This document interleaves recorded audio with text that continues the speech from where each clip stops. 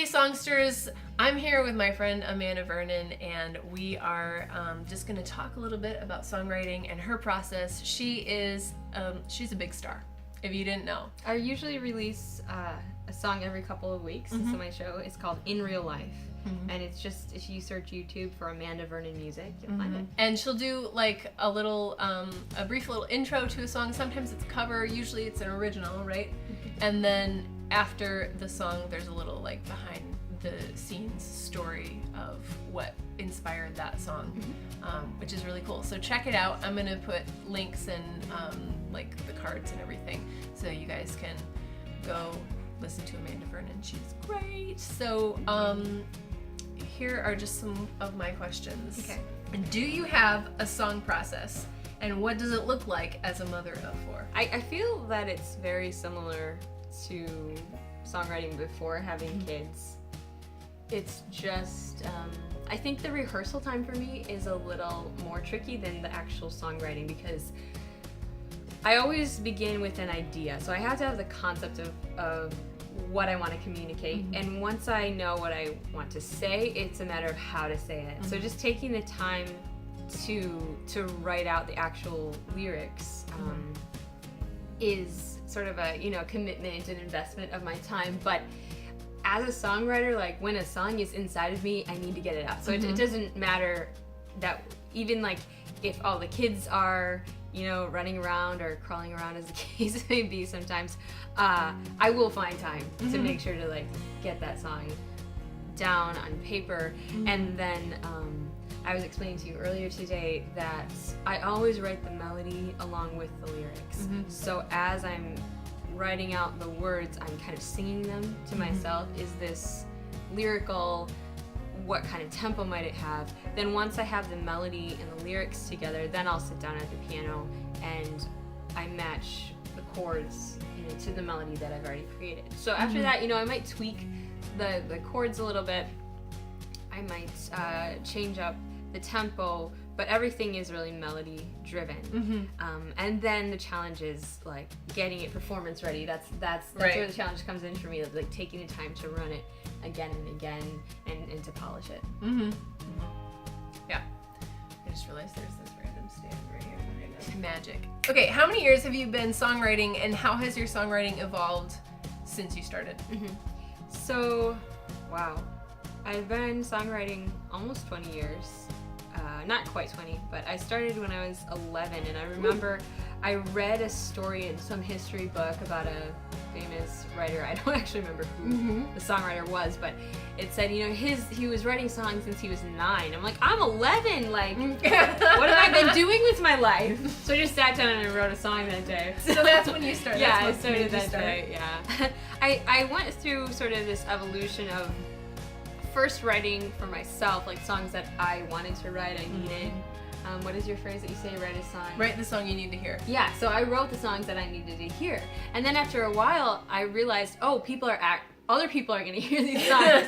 And I thought, I can't just write them for me. Yeah, like what would they want to hear, like what style? And then I tried to write all these different genres of music. Then, well, some people like country, some people like rock. I should have something for everyone.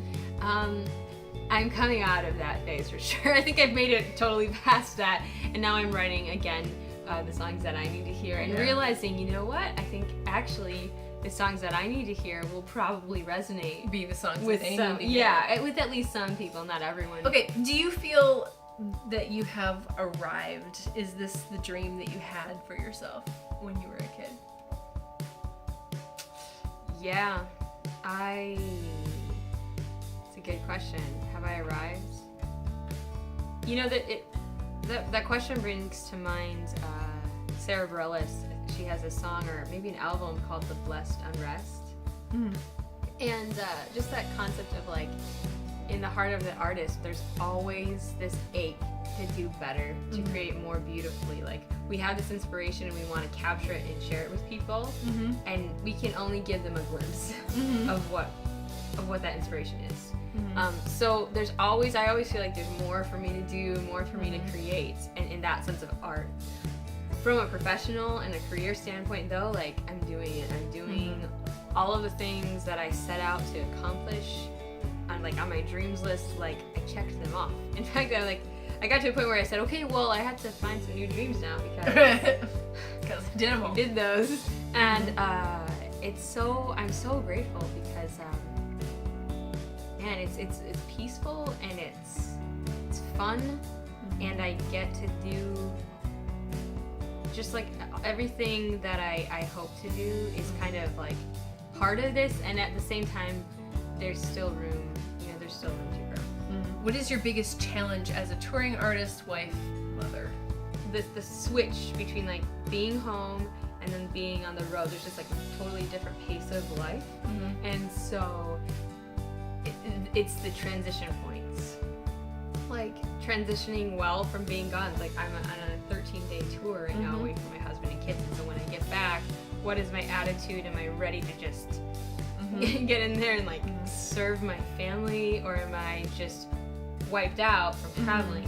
So that means I need to really pace myself then when I'm on the road, like save some energy and make sure to replenish so that I'll be like fresh for my family as well.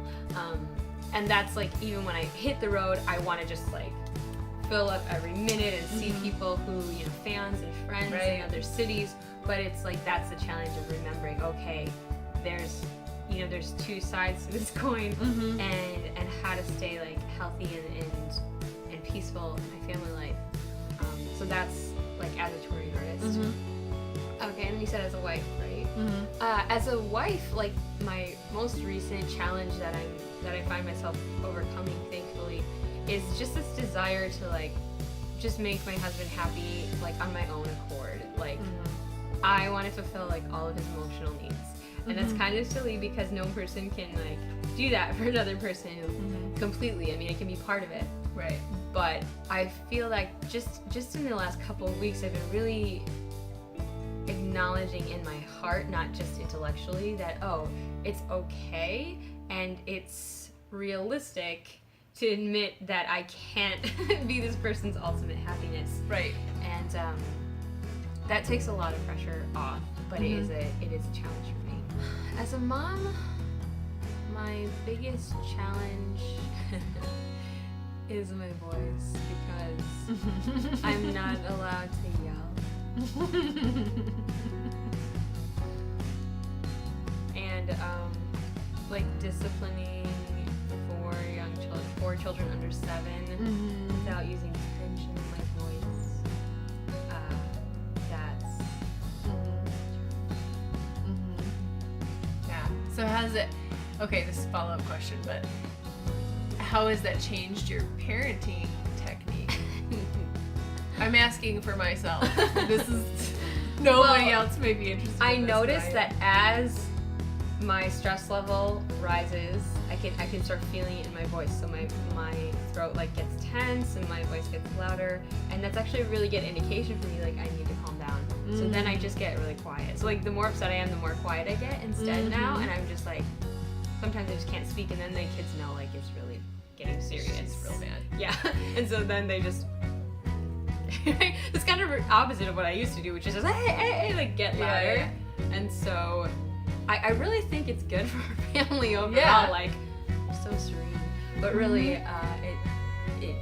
that like physical reality of the sort of fragile state of my voice is also really an interior truth too, that I need to just like watch how I'm reacting, and is it a response of like reacting in stress, or is it being sort of in control of myself first and then... Right. That's so funny because I remember as a kid, I knew that my mom was really upset especially when we were in public. She didn't do this so much when we were at home, but when we were in public, she didn't want to yell. And so she would like get real close in my ear, and she